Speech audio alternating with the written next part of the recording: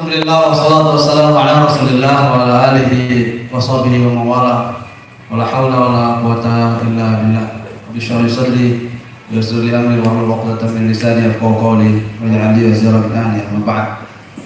Yang sama-sama kita muliakan Ayanda Bapak Randas di Kementerian MPD sekaligus beliau adalah pengurus MUI Sumatera Barat. Hari ini beliau menjadi moderator pada agenda pembekalan adab dakwah MUI ini yang telah kita muliakan. Saudara-saudara para delegasi masing-masing pusat yang sudah disebutkan dari moderator yang saya banggakan. Hari ini kita berdiskusi tentang sebuah disiplin ilmu. Disiplin ilmu ini penting yang disebut dengan ilmu komunikasi, bagian dari rumpun ilmu sosial. Sebagai kader-kader dai dakwah harus memiliki kompetensi komunikasi yang kuat. Dai itu adalah komunikator. Dai adalah inspirator. Dai adalah orator. Dai bukan provokator. Dai bukan provokator. Apalagi koruptor. Kalau kontraktor boleh. Karena itu bagian daripada entrepreneurship seorang dai. Maka komunikasi itu menjadi ilmu wajib. Malah yatimul wajibu illa bihi fahuwa wajib. Maka seorang dai harus memiliki kemampuan komunikasi yang mumpuni. Kenapa? Kalau secara teoritik empirik bahwa di dalam Al-Quran justru komunikasi itu sangat banyak dielaborasi oleh Allah Subhanahu wa taala dalam Al-Quran. Kalau secara teori empirik sosial, saudara kita udah baca tentang teori-teori ilmu komunikasi itu.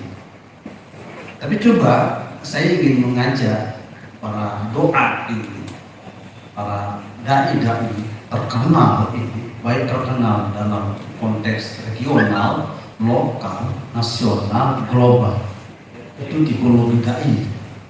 Dai yang terkenal hanya aspek lokalitas saja, bukan lokalisasi, lokalitas. Artinya dai lokal maksudnya itu. Bukan lokalisasi. Ya. Kemudian ada dai yang klasternya zona regional, ada dai yang klaster zona nasional, ada dai yang klaster zona global internasional. Maka tipologi dai itu sangat ditentukan oleh bagaimana dia berkomunikasi dengan audiens. Maka dalam Al-Quran, apalagi antum ini menjadi penghulu misalnya, selalu membaca ayat komunikasi itu. Mana contoh ayat komunikasi? Ya ayyuhalladzina amanu taqullaha wa qulu qawlan sadida yuslih lakum a'malakum wa yaghfir lakum dzunubakum wa may yuti'illaha wa rasulahu faqad faza fawzan 'azim. Itu ayat komunikasi. Ayat komunikasi sosial, ayat komunikasi ritual, ayat komunikasi individual personal. Itu konteks ayat tadi. Maka saudara, di dalam berkomunikasi yang paling penting di dalam dakwah itu ada arkanul dakwah, rukun-rukun dakwah, dan wajib bagi kita memahami rukun-rukun ini. Rukun dakwah yang pertama adalah dai itu sendiri, SDM, sumber daya manusia. Tapi jangan ngomong SDM di Madura, pasti dimarah. Mari kita tinggalkan SDM. Pasti orang Madura bilang, tidak ada SDM sini, yang ada hanya SDMO. Karena dianggap SD Muhammadiyah. Karena agamanya orang Madura itu NU. Tidak ada SDM sini, yang ada di SDNO. Nggak ada Islam oleh mau dia kan? Itu ya konsep-konsep komunikasi itu disebabkan oleh pertama adalah SD komunikator dai. Maka dai itu harus memiliki kompetensi. Ya, pertama kompetensi personal harus dimiliki oleh kompetensi personal. Kompetensi personal dai itu harus memiliki kecerdasan spiritual. Illal ladzina amanu, pasti. Kalau dai tidak punya kecerdasan spiritual, apa? Pasti ditinggal. Kalau tidak memiliki kecerdasan spiritual, maka kompetensi seorang dai itu dalam konteks dia memahami audiennya adalah ya aman, konsep spiritualitas. Dakwah tidak akan pernah tercerabut dari akar persoalannya jika kompetensi dai-nya bagus. Kompetensi dai yang paling signifikan adalah bagaimana memiliki kecerdasan spiritual. Illal ladzina amanu. Hanya dalam Al-Quran menjelaskan tentang 4 kompetensi kecerdasan ini. Wal asri innal insana lafi khusr illal ladzina amanu wa 'amilus shalihat wa tawassaw bil haqq wa tawassaw bis sabr. Ternyata bahwa seorang dai itu harus memiliki kompetensi di mana dia memiliki kapasitas kecerdasan yang paling paripurna adalah kecerdasan spiritual. Makanya dalam banyak perintah-perintah Allah itu jarang kita temukan Allah memerintah akal. Allah menyuruh dengan dimensi logika, jarang. Tapi perintah Allah itu rata-rata diawali dengan kecerdasan spiritual. Ya ayyuhallazina amanu kutiba alaikumus shiyam. Dan seterusnya. Kenapa? Karena ya, pertama kali disentuh itu adalah spiritualitas. Maka komunikasi yang paling urgen itu adalah komunikasi spiritualitas. Sekali lagi, komunikasi spiritualitas. Seorang dai harus mampu memiliki komunikasi spiritualitas. Bagaimana komunikasi spiritualitas itu? Dia memahami teks-teks Quran, hadis, ulama, dan teks-teks normatif lainnya. Maka di saat dia menyampaikan nas-nas Quran dan melakukan komunikasi spiritualitas, maka orang dai itu harus memiliki kapasitas kecerdasan spiritualitas. Yang kedua, kompetensi dai dalam aspek komunikasi adalah dia memiliki yang disebut dengan wa'amilus shalihat. Wa'amilus shalihat itu adalah kecerdasan sosial atau social wisdom, kecerdasan sosial. Seorang dai harus memiliki kompetensi komunikasi sosial. Seorang dai harus mampu memiliki ya kemampuan kapasitas pada ranah komunikasi sosial. Dai tidak bisa hanya berdialog dengan dirinya sendiri. Pasti akan berdialog dengan komunikat, audiens, baik audiennya dalam little group, small group maupun big group. Sama ada dia berkomunikasi dalam little group, ya grup terbatas, maupun small group atau grup yang relatif menengah, tidak banyak tapi small group.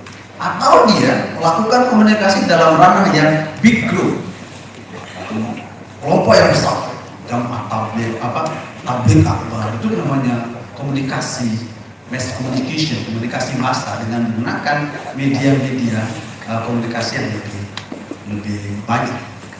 Maka kepekaan sosial seseorang dai itu menjadi penentu dia diterima, akseptansinya di tengah masyarakat itu adalah sejauh mana dia mampu membangun komunikasi sosial dengan audiensnya. Makanya dalam Al-Quran ya selalu digandengkan antara komunikasi personal dengan komunikasi sosial, relevansi individual dengan relevansi sosial selalu disejajarkan, selalu disimetriskan oleh Allah dalam Al-Quran. Contoh besar, perintah sholat dan perintah zakat di dalam Al-Quran selalu disebut berbarengan tuh. Ya. Coba cek dalam Al-Quran, pasti disebut berbarengan antara perintah sholat dan perintah zakat. Ya ayyuhallazina amanu taqullaha ila akhir ayat, atau aqimus sholata wa atuz zakat. Artinya bahwa ada kesalehan individual, ada kesalehan sosial. Makanya tidak sah, ya tidak sempurna kesalehan sosial seseorang jika tidak diawali dengan kesalehan individual. Atau kebalikannya, tidak sah ya kesalehan ya, individual seseorang jika tidak dibarengi dengan kesalehan sosial. Itu relevansi. Seorang dai harus mampu memahami komunikasi sosial dengan baik. Yang ketiga adalah komunikasi yang mengarah kepada kecerdasan intelektual. Watawasau bil haq.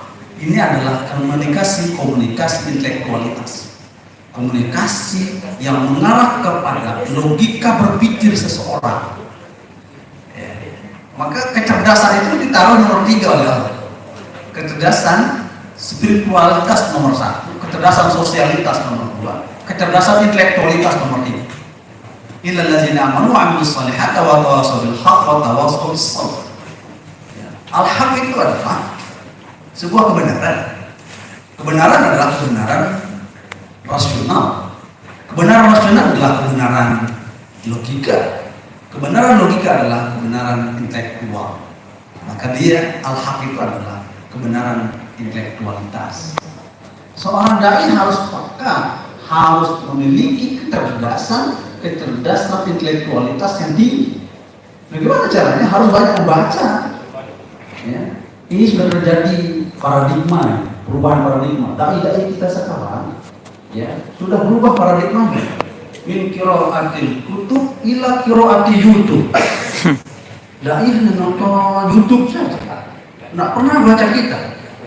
Jadi tulis min qiraatil kutub ila qiraati YouTube. Nah, ini sudah perubahan paradigmatik. Apalagi sekarang dai kita itu sering min usuliddin ila duluddin. Semua serba di-download aja. Tidak ada filterisasi mana yang memang paham-paham yang sesuai dengan asal Ahlussunnah wal Jamaah, tidak sesuai dengan paham-paham mainstream. Terjadi paradigmatik dai kita sekarang ini. Yaitu min usuliddin ila download. Semua serba download, agama di bawah download. Ini paradigmatik yang harus kita rubah. Mainstream berpikir seorang dai itu harus memiliki kecerdasan intelektualitas, kecerdasan yang mengacu kepada konsepsi teoritik empirik yang sesuai dengan realitas sosial yang di tengah masyarakat. Misalnya Anda berdakwah di Amerika, nggak mungkin Anda pakai bahasa Songa, bahasa Ikum Meriam Neto, nggak bisa. Harus mampu beradaptif dengan komunikasinya. Apalagi dai-dai sekarang di era global ini harus berubah paradigmatik dari manual ke virtual. Dai konvensional harus berubah menjadi dai global dan virtual. Udah friendly dengan media sosial. Facebook harus kita isi Facebook itu dengan konten-konten dakwah yang persuasif, humanis. Ya, maka lahirlah dakwah Facebookiyah. Harus ada itu ya, Facebookiyah ini. Jangan diisi oleh konten-konten pornoiyah itu. Dai harus ambil segmen itu. Dai virtual, dai milenial, ini kayak rata-rata milenial. Milenial kalau Pak Irfan ini Pak MPD bukan milenial, kolonial. Kolonial di atas lahiran 80 itu ya itu kolonial ya. 80-an ke atas baru milenial. Artinya bahwa konsepsi teoretik itu harus dikuasai oleh seorang dai. Harus bisa adaptif dengan realitas sosial, harus bisa adaptif dengan konteks konstruk dai mad'u. Maka jika kita tidak bisa beradaptasi dengan itu, kita ditinggal. Kenapa UAS terkenal? Karena beliau memiliki tim work yang bagus dalam ranah menyampaikan sedikit saja persoalan di blow up, kemudian di one share, care, web. Nah itu harus gitu kita. Seorang dai gitu, supaya jangan ewer-ewer. Komunikasi intelektual itu menjadi suatu barusan bagi para doa, para dai Nah, kecerdasan intelektualitas ini diawali dengan kata tawasau. Tawasau itu adalah komunikasi. Tawasau itu nasihat itu bagian daripada komunikasi spiritualitas yang menyentuh kepada komunikasi persuasif. Tawasau itu adalah komunikasi persuasif. Kenapa? Karena sifatnya wasiyah, wasiyah, ya, tawasau, wasiyah, pesan-pesan, ya, sportif untuk seseorang itu memegang teguh apa yang disampaikan, maka namanya wasiyah. Beda dengan nasihat. Nasihat saja, komunikasi lepas itu nasihat. Tapi kalau sudah mengatakan wasiyah itu, ya, adalah suatu komitmen untuk dilaksanakan dan tidak boleh ditinggalkan. Itu komunikasi spiritualitas yang mengacu kepada komunikasi sosial ritualitas, istilah komunikasi. Nanti slide ini bisa dibaca. Ya, banyak sekali, tinggal dibaca saja. Ini yang tidak ada di slide, yang tidak ada di slide. Ya. Yang tidak ada di slide. Komunikasi spiritualitas yang harus dimiliki oleh dai itu adalah dia mampu merajut nuansa-nuansa baik audiennya. Maka Allah meletakkan posisi ketiga kecerdasan itu. Tapi tidak kalah penting adalah kecerdasan yang keempat adalah tawasau bis-sabr. Seorang dai harus memiliki kecerdasan empati, kecerdasan emosional quotient, kecerdasan emosi. Emosional artinya dai itu harus memiliki kepekaan, rasa. Maka jika dai itu hanya marah-marah, berarti dia tidak memiliki rasa di dalam menyampaikan konten dakwah. Kata ini minuman yang netral. Kalau aqua tidak boleh. Kenapa? Karena tidak disenangi oleh Abu Nawas. Wala aqua.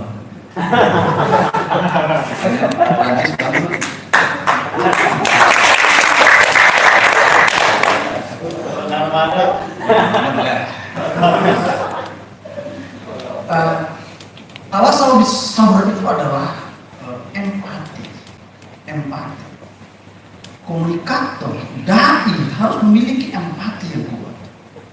Di saat audien yang lemah, dai, komunikator harus mampu menjadi injektor, memberikan injeksi kepada pasien audiennya di sini.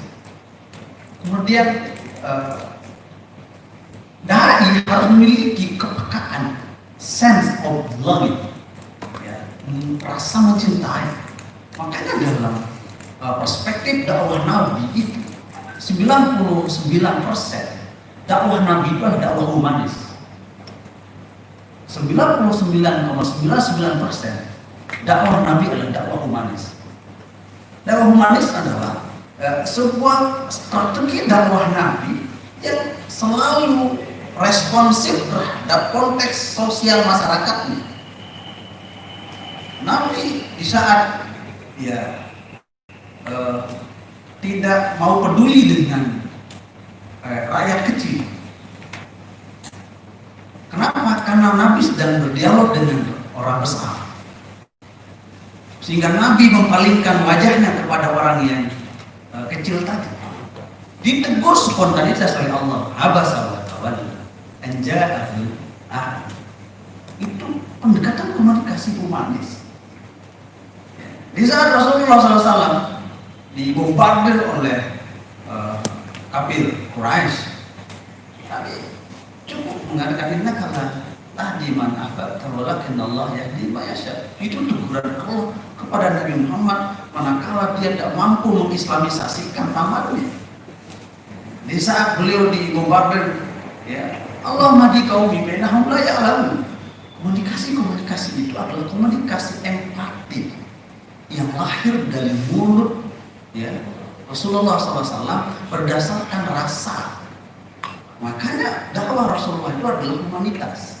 Wabima rahmatin minallahi linta lahum walau kunta faddan ghalizal qalbi lam faddu min hawli fa'fu anhum wastaghfir lahum wasyawirhum fil amr fa iza azamta fatawakkal 'ala Allah. Seorang dai itu ujung akhir dari dakwahnya itu adalah tawakal kepada Allah. Ujung akhirnya adalah tawakal. Kalau Ustaz Hurna itu tawakal juga, dua-dua banyak akal. Kamu harus punya dimensi ketawakalan itu di akhir. Tapi proses-proses komunikasi humanitas itu di awal. Bima rahmatin minallahi lintalahum itu komunikasi humanitas, perspektif humanity. Jadi melihat kepada kebutuhan realitas empirik sosial masyarakat. Komunikator dai itu harus itu. Maka kecerdasan emosional itu adalah sesuatu keharusan. Tapi kepintaran merasa itu memang berbeda. Agak sedikit ya, cita rasa laki-laki dengan perempuan ya kan. Kalau laki-laki memang sedikit lebih cepat bosan pada perempuan. Hanya kalau perempuan itu kan Anissa namanya, Nisa halus lembut. Makanya perempuan disebut makhluk halus.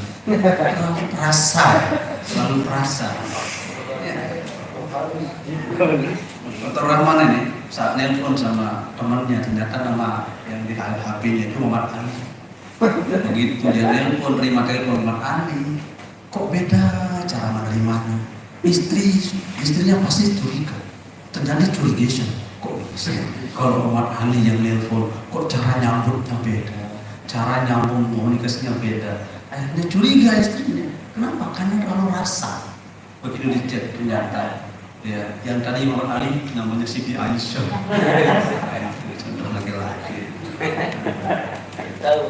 Ketawa aja. Karena rasa. Komunikasi yang tadi itu adalah menjadi kompetensi pedagogik sekaligus kompetensi sosial yang harus dimiliki oleh dai. Karena kita lagi-lagi tidak berinteraksi dengan diri kita sendiri. Itu komunikasi intrapersonal namanya. Di saat Anda kurang, Anda introspeksi diri. Di saat saya tidak diterima oleh masyarakat, Anda introspeksi diri. Berarti Anda sedang melakukan komunikasi intrapersonal. Ya. Kita harus muhasabah.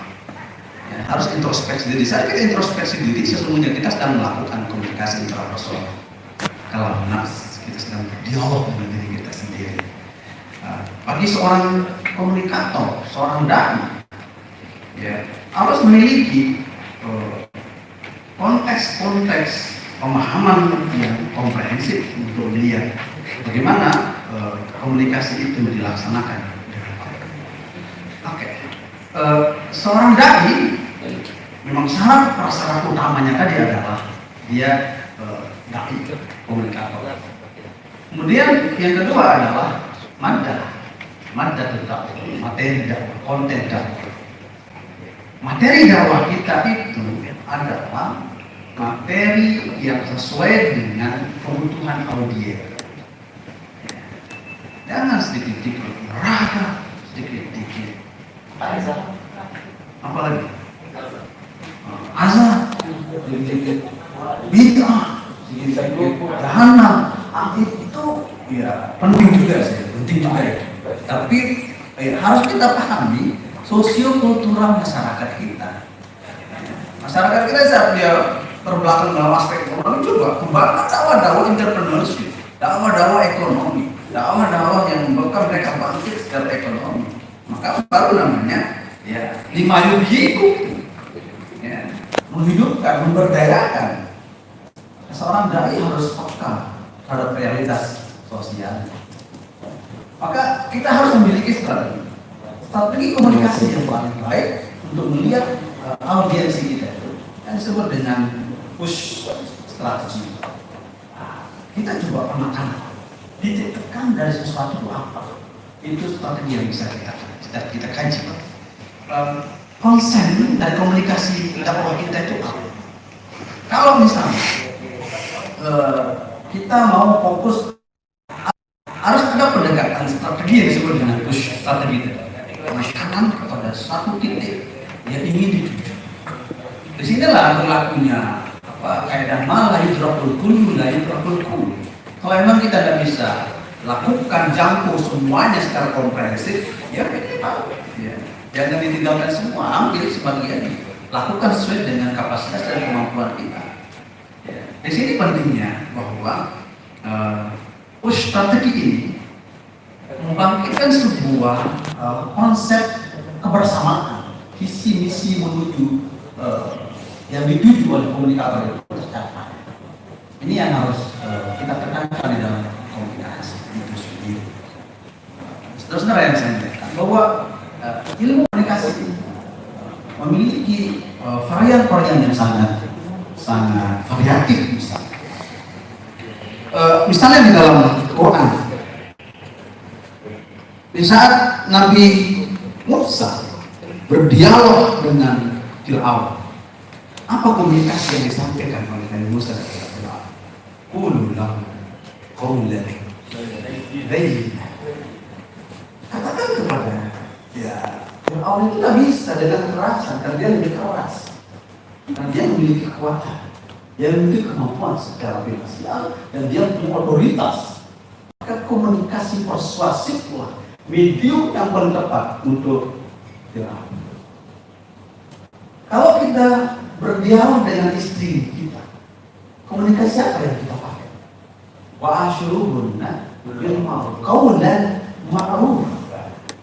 Kenapa qawlan ma'ruf untuk konteks komunikasi keluarga? Karena individu-individu keluarga itu berangkat dari tradisi dan budaya yang berbeda. Maka disebut dengan ma'ruf, al-urfi, itu tradisi. Maka harus pendekatan tradisional komunikasi dan komunikasi kultural itu menjadi prasyarat untuk bisa langgengnya sebuah keluarga. Maka Quran menyebutnya qawlan ma'ruf. Jadi kalau perbedaan suku, jika kita tidak pahami itu, maka akan terjadi clash.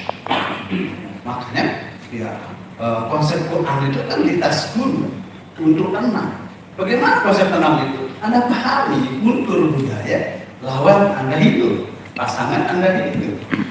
Untuk konteks keluarga kita menggunakan qawlan ma'ruf. Kalau konteks berdialog dengan ibu, apa Quran menggunakan ihsan? Kayu qawlan maisun. Untuk konteks berdialog dengan ibu kita, dengan orang yang lebih tinggi dengan kita ini adalah qawlan maisun. Ungkapan cepat dicerna, mudah dipahami, dan ada kode etik komunikasi. Itu mansur. Jadi tidak bisa kita berbelit-belit ngomong orang tua itu. Harus ada kontekstualisasi di mana kita berdialog. Itu pentingnya kita memahami komunikasi secara universal. Kalau kita berdialog dengan, di saat Allah perintahkan Nabi Musa, Nabi Harun diperintahkan untuk berdialog dengan Fir'aun yang lain, dengan orang-orang yang bulu-bala-bulunya, bahkan dengan Haman sendiri. Ya. Allah memerintahkan dia untuk berdialog dengan qawlan baligh. Menggunakan baligh, bahasa-bahasa yang menyentuh dan bahasa yang komprehensif. Itu namanya qawlan baligh. Sedikit to the point, itu qawlan baligh. Yang namanya qawlan baligh itu kalaman balaghi, itu adalah tidak banyak, cukup ringkas. Anta syamsun, anta badr, anta nurun, fawqa nurin. Itu kan kalam baligh namanya. Enggak ada tasbih, tidak ada wadah syabahnya, tidak ada. Paling balaghah. Jadi saat kita bicara dengan orang cerdas, maka harus pendekatannya pendekatan rasionalitas. Contoh misalnya saudara, kenapa umat Islam yang laki dihitam, perempuan tidak? Dia nggak menjawab. Kalau seandainya orang kafir, orang non-muslim bertanya kepada kita, kenapa laki-laki itu dihitam, disunat, perempuan tidak wajib, laki tidak wajib? Atau kenapa perempuan laki-laki kalau dia wudhu, kok mukanya yang dibahas, kenapa nggak pandang masjid? Bagaimana menjawabnya? Maka harus menggunakan pendekatan komunikasi qawlan baligh. Toh pendekatan rasional. Kalau ada orang yang sakit mata, di mana disuntik? Di matanya ada di pantat. Oh sama Islam juga, meskipun pantat mengeluarkan angin, muka yang dibasuh. Logis. Atau kalau memang dia kurang paham, cubit saja tangannya. Harusnya. Kenapa mulut yang bilang ada udah tangan?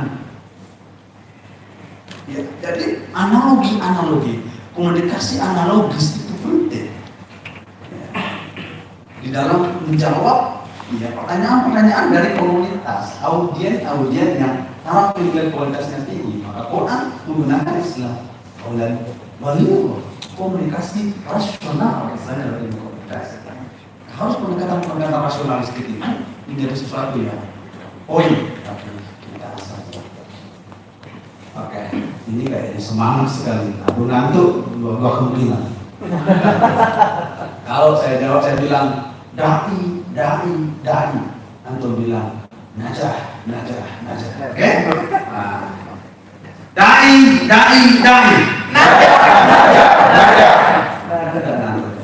Bukan terus aja, najah saja sudah. Najah itu susah.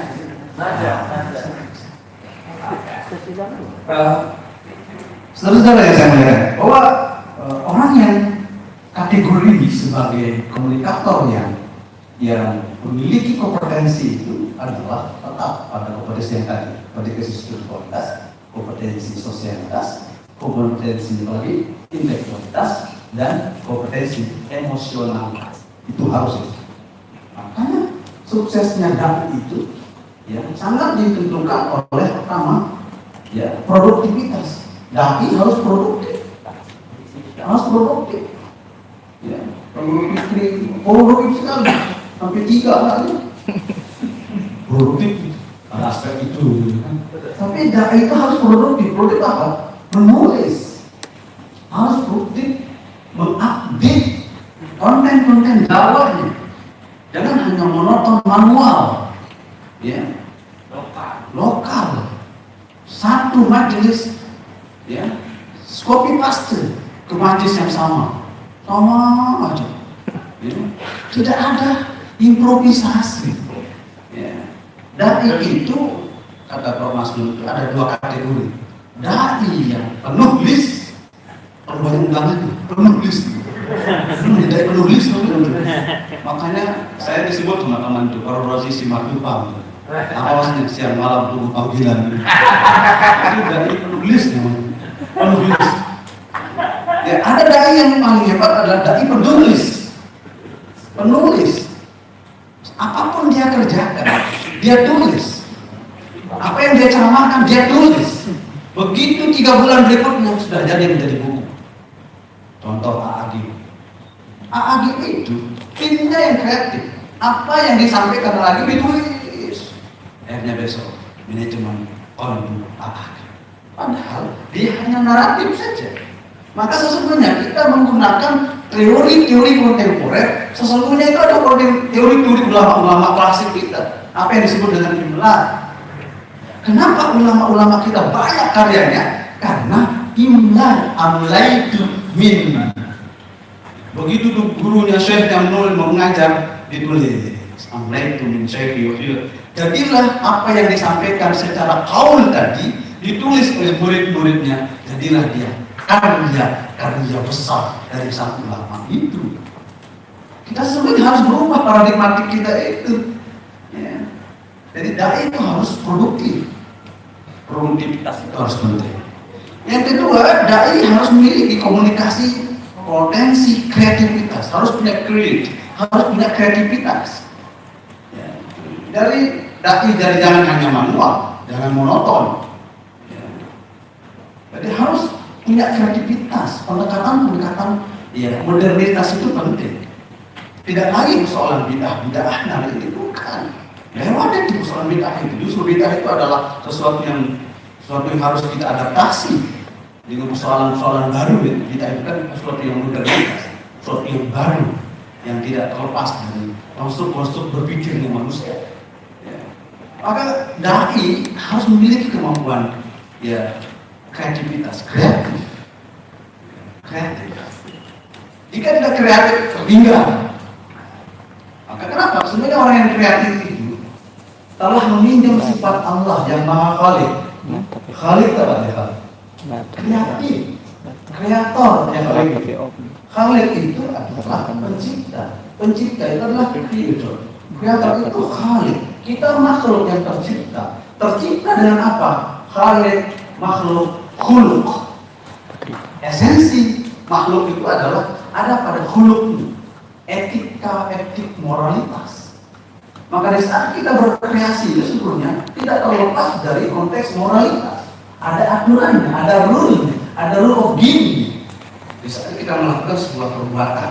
Kenapa? Karena satu padanan kata dari Khalik, makhluk, khuluk, al-khalq. Di situ pemahaman kita tentang dai harus memiliki komunikasi dalam bentuk kreativitas.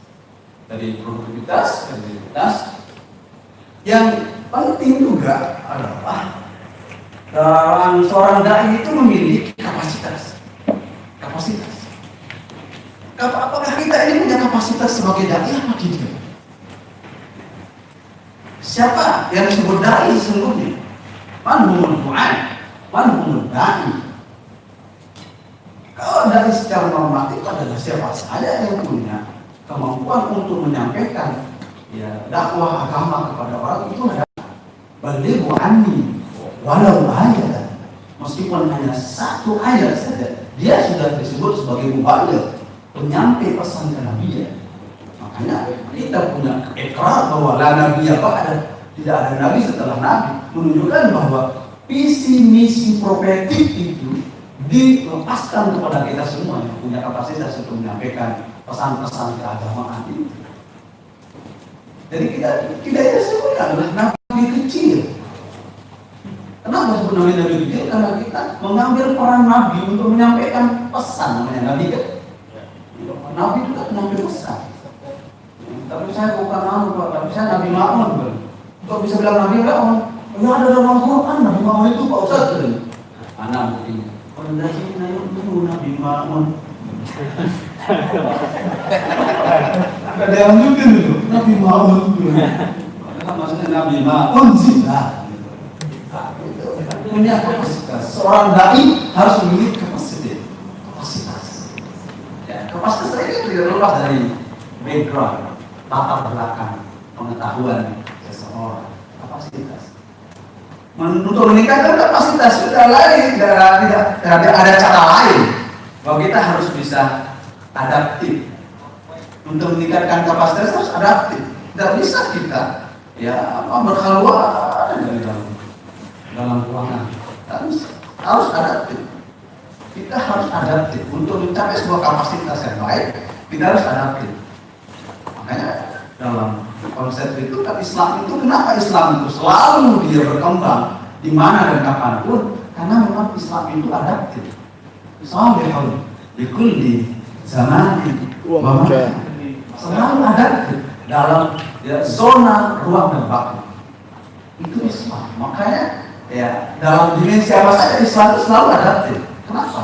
Kapasitas pemahaman keagamaan kita itu harus berawal dari kapasitas yang mumpuni. Maka di saat kita ahli di bidang ekonomi, Anda punya kapasitas sebagai entrepreneur ekonomi yang bagus, ekonomi muslim yang bagus. Kalau ada orang-orang Islam yang kaya kan bisa kita buat proposal. Ini proposal ini PWNO lagi bangun kantor gitu. Yang penting kita memiliki sosok-sosok kapasiti yang mumpuni di bidangnya masing-masing. Dan disitulah kita umat Islam ini tercerai-berai dari situ, karena kapasitas kita itu masih belum terlihat secara unggul dibanding kapasitas yang lain. Nah, ini tiga hal ini akan menjadi penentu di dalam sebuah keberhasilannya dakwah. Tapi dalam konteks yang lain, konteks politik misalnya, produktivitas, kreativitas, kapasitas. Terkadang yang tiga ini bisa dikalahkan oleh apa? Isintas. Isintas itu penentu saja. Kadang isintas itu jadi penentu. Oke, Ini dia konsep-konsep Quran tentang komunikasi itu luar biasa. Ya. Makanya ya, komunikasi yang baik itu adalah komunikasi dalam perspektif al-kalamu wal lafzul murakkabul mufidu bil waqti. Itu komunikasi strategis. Komunikasi yang baik adalah lafaz. Ada artikulasi ungkapan yang jelas. Jangan ramang-ramang, nggak ngerti. Maka harus kalam itu adalah al-lafz. Ada komunikasi, ada as-sautul mustamil, ada suara yang bisa dipahami. Itu namanya lafaz. Hanya kalau kita komunikasi harus jelas, ya, harus jelas dipahami oleh audiens. Al-lafzul murakkab. Maka dalam menyampaikan komunikasi yang baik adalah harus sistematis, tersusun rapi. Ya, komunikasi demi komunikasi itu adalah harus tersusun rapi, jangan sampai salah. Kalau salah titik komanya, memahami perbedaan. Iya. Nanti susu ina, icet pepek, nape. Nanti kalau salah titik komanya di rumah sekolah, maka komunikator dai itu harus memiliki sistem mereka. Komunikasi sistematis, jangan sampai salah.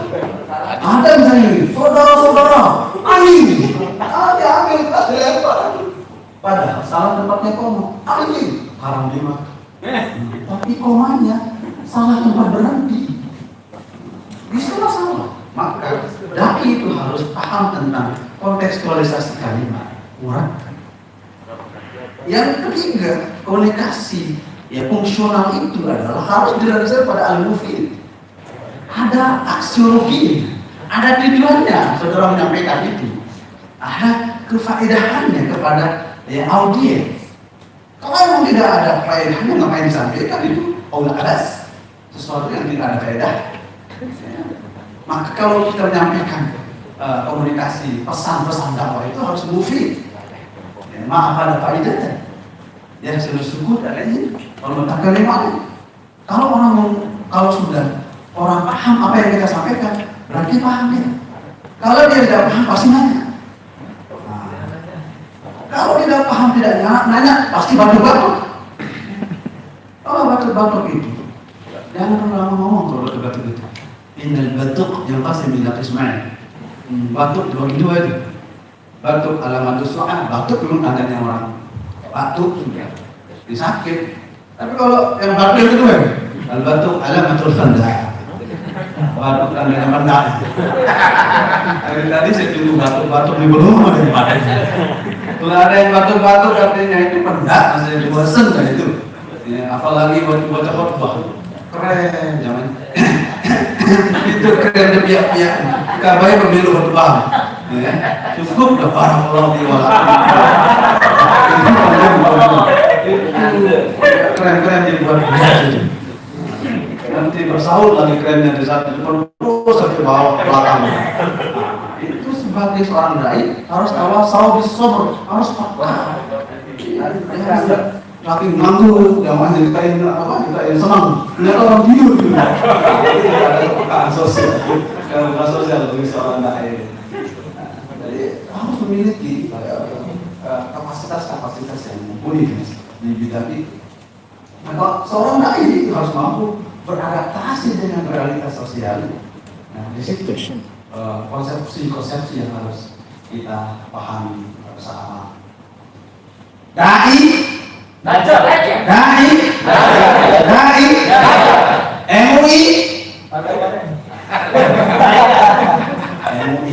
jaya.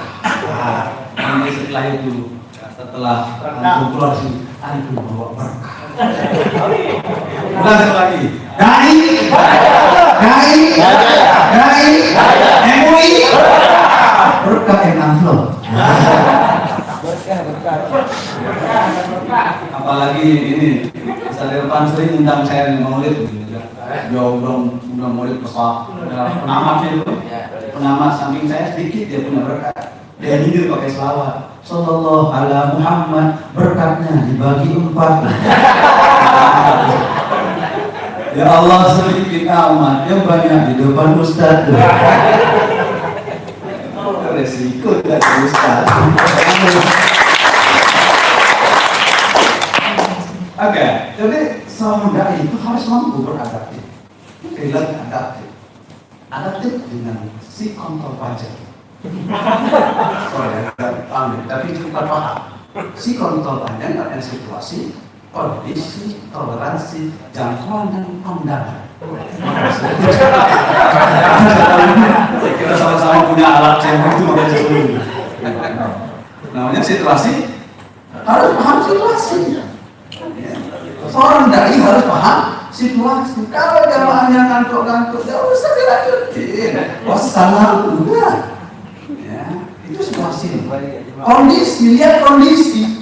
Hujan, suara tadi denger, ngomong aja, nggak paham kondisi. Ya, situasi kondisi. Toleransi, harus ada jiwa toleransi. Jika ada orang yang, maaf Pak Ustaz, ya, ada yang kurang setuju saya dengan bahasanya Pak Ustaz tadi. Oh bagus ya. Oh kamu soal adat udah setuju neraka. Ah itu toleransi. Toleransi. Hal kamu itu dinamika dialogis itu seperti itu. Ya, jadi harus ada toleransi. Kita harus jiwa tasama, berlapang dada. Kita semuanya lapang dada. Boleh ibu-ibu. Oke, jadi konsepsi kita tentang toleransi itu harus paham. Itulah dia sebabnya di dalam konsep al-muhafadzah al-qadim salih wal akhdhu bil jadidil aslah. Itu konsep tasamuh yang luar biasa sebenarnya. Tasamuh dengan realitas sosial. Al-muhafadzah al-qadim salih kita tahu dari istri kita yang pertama. Mau salah salih. Wal akhdhu bil jadidil aslah. Cari yang kedua yang biasa. Itu paling saya kata. Tapi sebenarnya maknanya apa? Kita tetap menjaga pemahaman mainstream kita dalam pemahaman keagamaan, tapi tetap kita hadapi dengan realitas sosial yang ya, lebih pada masalah adat, lebih kepada fungsionalitasnya terhadap sesuatu ini. Nah, itu soal aksiologis. Oke, itu terkait dengan bagaimana seorang dai itu memiliki kapasitas yang harus dipahami dalam ranah yang lebih kompleks. Maka di saat ada situasi kondisi toleransi, jangkauan. Ya, kalau ibu-ibu ya jualan, maka jangkauannya tentu terbatas dengan anak-anak masih milenial. Maka jangkauan popularitas, jangkauan pemahaman, jangkauan intelektualitasnya berbeda. Maka seorang dai itu harus memiliki kepekaan bahwa tidak semua ada punya paham apa yang disampaikan. Maka anzilin nasa ala qadri ukuli, itu kan strategi Nabi. Ya, dudukkan manusia sesuai dengan nawarannya. Ya, tempatkan orang sesuai dengan nawaritasnya, sesuai dengan jangkauan pemikirannya. Maka di situ strategi Nabi. Khatibin nas ala qadri ukuli. Kalau kita berdialog dengan orang, pidato di depan orang, sesuaikan dengan nalar. Itu namanya ada jangkauan kita. Ya, sejauh mana zona dakwah kita itu dipahami oleh orang. Jangkauan. Pandangan. Karena pandangan itu penting. Itu namanya worldview, perspektif. Bahwa seseorang memiliki perspektif yang beragam, tidak bisa sama. Kalau saya tanya kepada saudara, ya, apa yang saya pegang ini? Apa yang saya pegang ini? Apa yang saya pegang ini? Punya perspektif beragam. Tergantung wajib nazar. Dari sudut pandang mana Anda memandang. Ya. Kalau kita hanya memandang hitam putih, maka wajah nazar kita seperti kacamata kuda. Kacamata kuda itu adalah lurus ke depan. Jika tidak sesuai dengan alirannya, maka baiklah neraka. Kenapa? Karena tidak sesuai dengan alirannya. Fokus, judul nazarnya fokus, hitam putih. Seperti kacamata kuda. Islam tidak bisa dipahami dengan kacamata kuda. Ya, harus dipahami dengan multi perspektif. Ya. Islam itu ya bukan saja pada persoalan normalisasi ajaran agama, tapi Islam itu juga merekonstruksi ajaran-ajaran yang lain menjadi Islamisasi. Yang tadinya tidak Islam menjadi Islam, tadinya tidak normal menjadi normal dalam perspektif Quran dan hadis. Di situ peran strategisnya. Maka setiap kita punya pandangan yang berbeda, punya wajah nazar yang berbeda. Maka di saat kita memiliki wajah nazar, cara pandang yang berbeda, kearifanlah yang dibutuhkan di sini. Kearifan, local wisdom, keberterimaan terhadap perbedaan itu yang penting. Justru perbedaan itu adalah indah. Beberapa, gimana sunni yang beberapa? Kenapa beberapa disebut beberapa? Karena dia beragam. Kalau tidak beragam maka dia hanya sebut cabai, terong, terasi, ya, tomat. Tapi begitu dia bercampur dalam satu segmen, maka disebut menjadi serbuk, urat-urat. Tapi di situ nikmatnya. Perspektif itu harus dibangun oleh komunikator dai kita. Itu namanya pandangan. Pandangan kita adalah pandangan universal, tidak pandangan yang split atau pandangan yang rigid atau kaku. Dai harus memiliki kompetensi untuk itu. Maka teori yang tadi itu, situasi sikon itu, situasi kondisi toleransi dan keadaan pandangan itu menjadi suatu perspektif dalam memahami komunikasi religius, komunikasi spiritual di dalam menyebarkan panji-panji agama Islam. Saudara-saudara, ada lagi komunikasi yang dibangun di dalam konteks strategi adalah penekanan kepada audien untuk mengikuti arahan kita. Maka dai memiliki strategi slogan misalnya, ada slogan sambil nama itu pasti begitu. Makanya NU, Muhammadiyah, Persis, LDI, Rosli itu satu rumpun keluarga berencana. Satu kesatuan itu yang tidak bisa dipisah-pisahkan. Siapa bilang NW tidak NU? Justru orang NW paling NU. Kenapa? Kalau NW hanya satu U-nya, NU hanya satu U. Kalau NW, NW, double U-nya itu. Apalagi orang NW itu baca Muhammadiyah terus. Kalau sudah Muhammadiyah itu. Apalagi tarbiyah sudah sempurna NU dan NW kalau tidak ada tarbiyah, siapa yang mendidik? Kamu itu masalah. LDI, lembaga dakwah kami yang ngatur semuanya tadi itu. Alhamdulillah, kalau itu penyampai pesan adalah saya. Itu perspektif yang beragam, tapi tujuan endingnya adalah sama. Ialah kalimat kita, Faizul Islam. Orang Muslim dari situ orientasi akhir dari sebuah pergerakan keagamaan yang ada pada konstruk organisasi kita ini. Oke.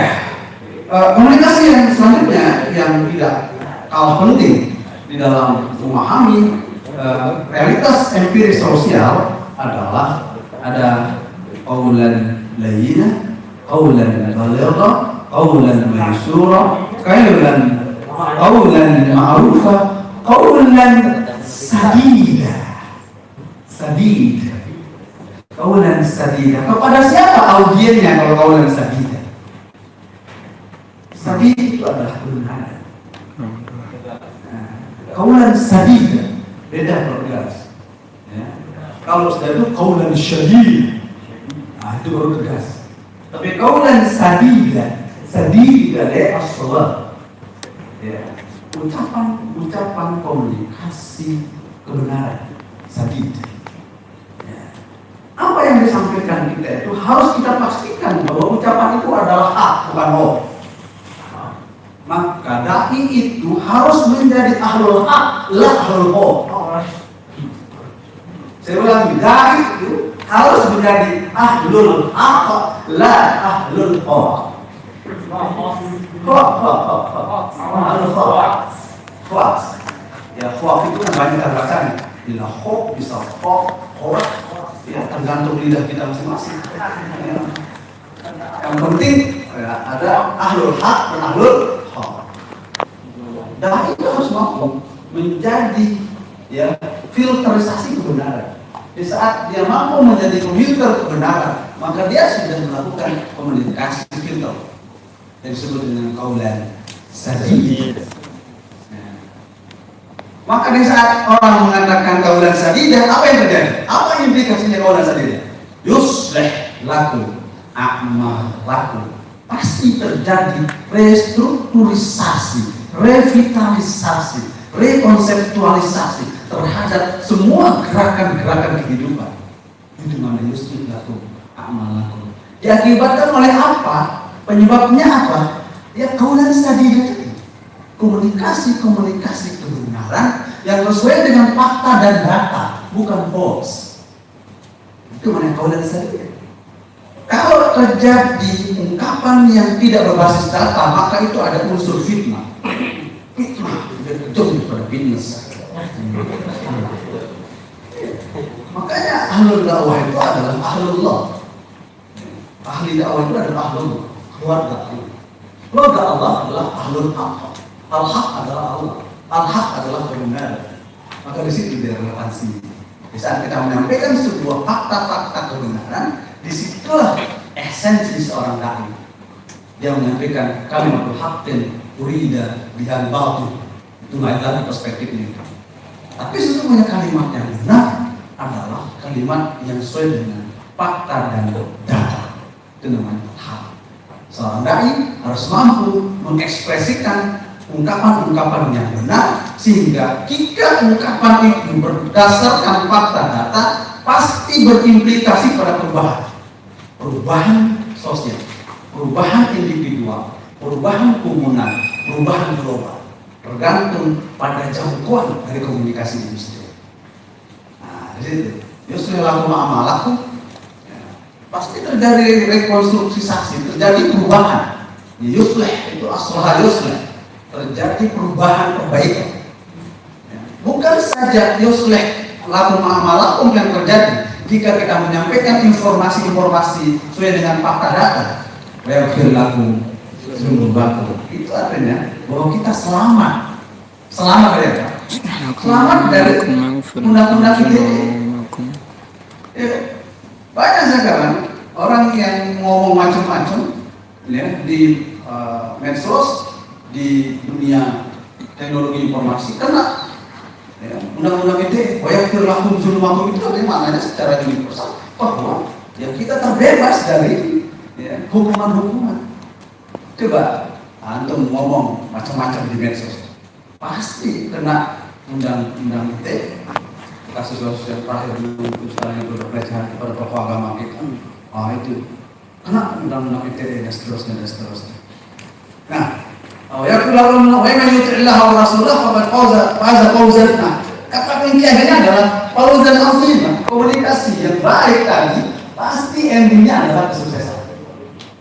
Pasti ending akhirnya fawzan azim, kesuksesan, keberuntungan, keberhasilan bagi seorang dai dalam menyampaikan pesan-pesan dakwah. Saya kira itu pemantik diskusi kita. Seorang dai adalah memiliki kompetensi yang kuat, khususnya pada ranah ilmu komunikasi.